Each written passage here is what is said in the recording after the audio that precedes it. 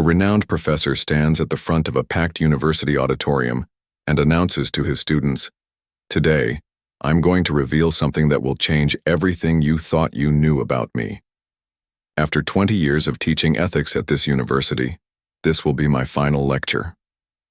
The students shift nervously, watching as he pulls out an old newspaper clipping and holds it up. 25 years ago, I was accused of stealing groundbreaking research that launched my career. The accusations were dismissed as jealousy from a failing colleague. The professor's voice remains steady as he says, "That colleague took his own life 1 month later. What no one knew was that he was right. I did steal his work." A young woman in the front row stands abruptly, her face pale with shock. "Professor Collins, my mother spent her entire life trying to prove what you just confessed. She died believing her father, your colleague, was a fraud and a failure." The professor looks directly at her and says something unexpected. "I know exactly who you are, Miss Chen. In fact, you're the reason I'm finally telling the truth." The lecture hall falls into stunned silence. The young woman's hands begin to tremble. "Why now?" she demands. "After all this time, why confess now?" So the question is, what drove this celebrated professor to finally admit his decades-old deception? What happened next is a story that will leave you speechless. Watch till the end, and if you enjoy this video, don't forget to like, subscribe, and hit the bell icon so you never miss a story like this again. Raindrops tapped against the tall windows of Barton Hall, creating a gentle rhythm that contrasted with the tension inside. Professor Richard Collins stood motionless at his desk, watching students file into the auditorium for what they believed was just another Tuesday morning lecture. At 67, Collins was a towering figure in academic circles, silver-haired, impeccably dressed in tweed, with piercing blue eyes that had intimidated generations of students. For 2 decades, he had been the moral compass of Westlake University, his courses on ethical philosophy consistently over-enrolled, his books bestsellers beyond academic circles. His TED Talk on truth as the ultimate form of respect had over 5 million views. Parents wrote to him, thanking him for inspiring their children. Colleagues sought his counsel on ethical dilemmas. The irony wasn't lost on him. In the front row, Lin Chen sat with perfect posture, her notebook open, pen poised. At 23, she carried herself with a quiet intensity that made her seem older. Her dark hair was pulled back in a practical ponytail, her expression serious and focused. As a graduate student in ethics, she had specifically transferred to Westlake University to study under the great Professor Collins, though her reasons went far deeper than academic admiration. Lin had grown up hearing stories about her grandfather, Dr. Wei Chen, a brilliant researcher who had supposedly suffered a mental breakdown after failing to prove his theories, ultimately taking his own life when Lin's mother was just a child. The shame had followed their family for decades. Lin's mother had spent her life trying to restore her father's reputation, collecting documents, interviewing colleagues, building a case that he wasn't delusional but had actually been the victim of academic theft. She died of cancer 3 years ago, her mission unfinished. Now Lin sat before the very man her mother had suspected. Watching him prepare to deliver what she didn't yet know would be the most extraordinary lecture of his career. The auditorium buzzed with whispers after Collins's shocking confession. Lin stood trembling, her carefully constructed world crumbling around her. "You knew who I was all along?" she asked, her voice somehow both fragile and steel-edged. Collins nodded slowly. "Since you applied to the program." He addressed the stunned audience. "I'll answer all questions shortly, but first I'd like to speak privately with Miss Chen. Class dismissed early today." As bewildered students gathered their belongings, many lingering to witness the drama unfolding, Collins gestured toward his office.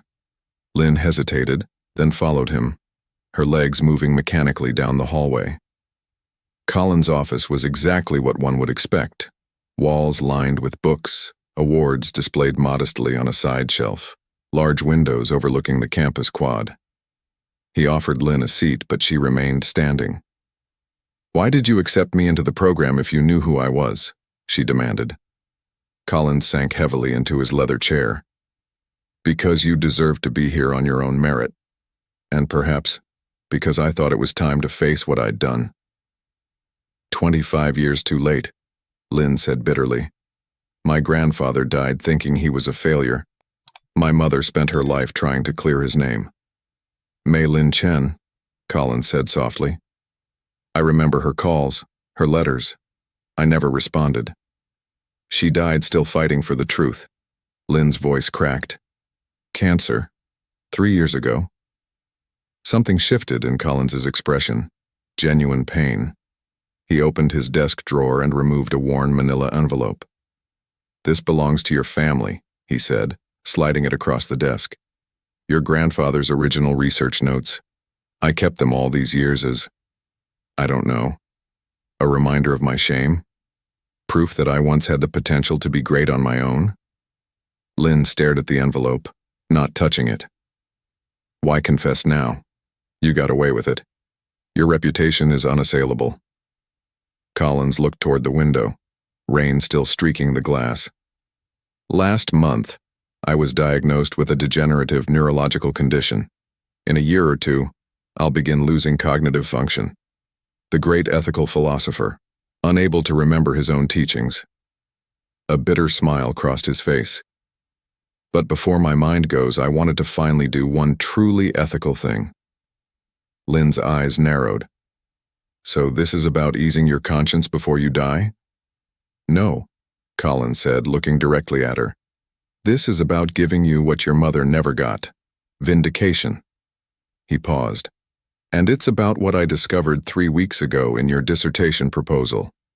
Lynn's dissertation proposal sat open on Collins' desk between them, the title page bold against the white paper. Ethical Consequences of Academic Fraud, a Theoretical Framework. The irony wasn't lost on either of them. Your approach to the psychological impacts of unacknowledged academic theft, Collins said, tapping the paper. It's revolutionary. The theoretical model you're proposing, it's exactly what your grandfather was working on before I stole his quantum physics research. Lynn's breath caught. What are you talking about? My grandfather was a physicist, not an ethics researcher. Collins nodded. Primarily, yes, but his work crossed disciplines. He believed there were mathematical patterns in ethical decision-making, that human moral choices followed predictable quantum-like patterns. Everyone thought he was reaching too far beyond his expertise. Everyone except me. Lynn slowly sank into the chair opposite Collins, her legs no longer able to support her. My mother never mentioned this aspect of his work. She may not have known. It was in his personal notebooks, not his official research. Collins pulled another folder from his drawer. Your dissertation proposal independently arrived at the same theoretical framework your grandfather was developing. You've essentially completed his ethical theory without ever seeing it. The revelation hung in the air between them. Lynn felt as though the floor beneath her was shifting. Had she somehow channeled her grandfather's unfinished work? Or was this simply in her blood, this way of seeing the world? I don't understand what you want from me, she finally said. I want to right a wrong, Collins replied. I'm going to publicly credit your grandfather with the foundational theories that launched my career. I'll resign from the university, and I want to help you complete what both your grandfather and mother started. Over the next several weeks, an unlikely partnership formed. During the day, Lynn avoided Collins on campus, the pain and anger still too raw. But in the evenings, they met at a small coffee shop off campus, poring over Wei Chen's original notes, tracing the evolution of ideas that had been buried for a quarter century. Collins had already begun the process of public confession, a formal letter to the university board, interviews with academic journals, reaching out to colleagues who had known Dr. Chen. The academic world was in shock. Some defended Collins, suggesting he was becoming senile or seeking attention. Others called for all his work to be reevaluated, his books pulled from courses. They're calling it Collins' downfall on academic Twitter, Lynn said one evening, sliding into the booth across from him. Collins smiled wryly. An accurate description. Why did you do it? Lynn asked suddenly. It was a question she'd been holding back. I understand why you're confessing now, but why did you steal his work in the first place? You were brilliant in your own right. Collins stared into his coffee cup for a long moment. I was 38 and failing. My own research was going nowhere. My marriage had ended. Then I was asked to review your grandfather's paper for a journal. He looked up at her. It was like seeing the future. His ideas were so far ahead of their time. I convinced myself I understood them better than he did, that I could develop them properly. His voice lowered. When he confronted me privately, I denied everything, used my connections to discredit him. I never imagined he would take his own life. Lynn finished, her voice flat. I told myself it wasn't my fault, that he must have had other problems. Collins's hands shook slightly as he reached for his cup. The human capacity for self-deception is truly remarkable. As they continued working together, Lynn found herself in an impossible emotional tangle. She hated this man for what he'd done to her family, yet found herself respecting the courage of his confession. She saw his brilliant mind at work and understood how her grandfather had been drawn to collaborate with him before the betrayal. One evening, Collins didn't show up at their usual meeting place. Lynn called his home and got no answer. Concerned despite herself, she drove to his campus apartment. She found him on the floor of his study, conscious but disoriented, unable to remember what day it was or how he'd gotten there. It's happening faster than they predicted, he told her in the hospital the next day, his voice steady despite the fear in his eyes. The neurologist says stress may be accelerating the progression. Lynn looked at the man who had destroyed her grandfather, the man who was now destroying himself to restore her family's honor. We need to work faster then, she said simply. The university auditorium was fuller than it had been the day of Collins' confession. Faculty, students, media, and academic publishers crowded every seat, with people standing along the walls. At the center of the stage stood two podiums, Professor Collins at one, Lin Chen at the other. Between them sat a table with Dr. Wei Chen's original notebooks, now carefully preserved and digitized, alongside copies of the groundbreaking papers Collins had published based on them. The comparison was undeniable, the intellectual theft clear to anyone with expertise in the field. 25 years ago, I made a choice that destroyed a brilliant man's life and career, Collins began, his voice slightly weaker than it had been months earlier. Today I am here to restore Dr. Wei Chen's rightful place in academic history, and to introduce you to the person who will carry his work forward. He gestured to Lynn, who stood straight-backed and solemn in a formal black suit. The symbolism wasn't lost on the audience, Collins in rumpled tweed physically diminishing, Lynn poised and powerful, ascending. My grandfather's work crossed boundaries between quantum physics and ethics, Lynn addressed the audience.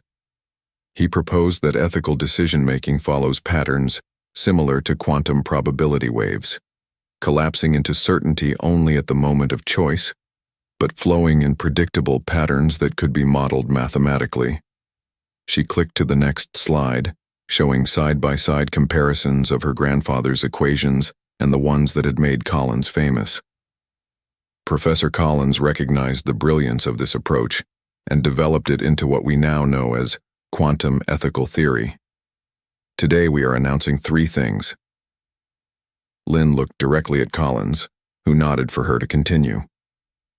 First, all publications by Professor Collins will be reissued with appropriate attribution to Dr. Wei Chen as the originator of the theoretical framework. Second, a foundation in my grandfather's name will be established to support cross-disciplinary ethical research, funded by the royalties from Professor Collins's books. Collins stepped forward to the microphone. And third, he said, his voice gaining strength, the final collaborative paper by myself and Ms. Chen, completing Dr. Wei Chen's original vision and extending it through his granddaughter's innovations. The paper they presented was revolutionary, a perfect melding of Wei Chen's original insights, Collins' decades of development, and Lin's fresh perspective. It wasn't just academic rehabilitation, it was the completion of an intellectual journey begun a quarter-century earlier. As they finished their presentation, a middle-aged man rose from the audience, Professor Zhang, University of Beijing, he introduced himself. I was a doctoral student under Dr. Chen before his death. I always believed in him. His voice caught. Thank you for restoring his honor. One by one others stood, colleagues who had doubted, journal editors who had rejected Chen's work, former students now holding prestigious positions, a community acknowledging its failure and beginning the process of restoration. Lynn watched Collins as he faced his peers, saw the mixture of shame and relief in his eyes. In that moment, she realized something profound. Justice wasn't just about punishment or even confession. Sometimes it was about creating something new from the broken pieces of the past. 6 months later, Lynn sat alone in Professor Collins' office. Books had been packed into boxes, awards carefully wrapped, personal items sorted. His decline had accelerated rapidly after their joint presentation. The university had granted him medical leave, but everyone understood he would never return to teaching. Lynn picked up a framed photo from his desk, Collins receiving the Brenner Award for Ethics 20 years earlier, his face beaming with pride for an accomplishment built on deception. She placed it carefully in a box marked with his home address. A light knock at the door made her look up. Collins stood there, leaning heavily on a cane, accompanied by a home health aide. Lynn was shocked by his appearance. He had lost weight, and his once commanding presence had diminished. The disease was consuming him more quickly than anyone had anticipated. I wanted to see it one last time, he explained, his words slightly slurred. And to give you this. He handed her an envelope. Inside was a formal letter appointing Lin Chen as the first director of the Wei Chen Center for Ethical Studies, along with a personal note. Complete what we started, all 3 of us. Lin tucked the letter into her bag. The university approved the center yesterday. We'll open next fall. Collins nodded, lowering himself carefully into a chair. I won't see it, he said matter-of-factly, but I'll die knowing it exists. They sat in silence for a moment, the complex knot of their relationship hanging between them. Not friendship, not quite forgiveness, but something honest. My mother used to say that my grandfather believed truth always finds its way to the surface, Lynn finally said. Like water, it can be diverted or dammed, but eventually it creates a new path. Collins smiled faintly. Your grandfather was wiser than I ever acknowledged. He looked around the office that had been his domain for 2 decades. You know, I spent my life teaching ethics while living a lie. You'll teach from truth. 3 weeks later, Richard Collins passed away in his sleep. Lynn attended his small private funeral, standing at the back, neither mourning nor celebrating, simply witnessing the end of a complex human life. The Wei Chen Center opened the following autumn. Its inaugural publication was a triple-authored paper, Wei Chen's Original Theories, developed through Richard Collins' decades of work, completed by Lin Chen's innovations. 3 names that would forever be linked in academic history, a testament to the complicated paths of human error and redemption. In her office at the center, Lynn kept a single photograph on her desk, not of her grandfather or mother, though their pictures hung on the wall, but of herself and Richard Collins at their joint presentation, the moment when truth had finally emerged complete. Sometimes justice isn't about erasing the past, but transforming it into something unexpected. Sometimes the people who wound us most deeply become essential to our healing. And sometimes the greatest ethical lesson isn't found in philosophical texts, but in the messy, painful process of confronting our own shadows. If you guys want part 2 of this story, exploring Lynn's journey as she discovers more of her grandfather's hidden research and faces opposition from those who still support Collins, let me know in the comments. A story of intellectual legacy, complex truths, and the price of integrity in a world that rewards success over honesty. Stories like this have the power to heal, to open eyes and to spark change, but only if they're heard. Don't let this moment end with you. Share it now, and if you haven't subscribed yet, subscribe so you never miss a story that could change a life. Be the reason someone feels seen today.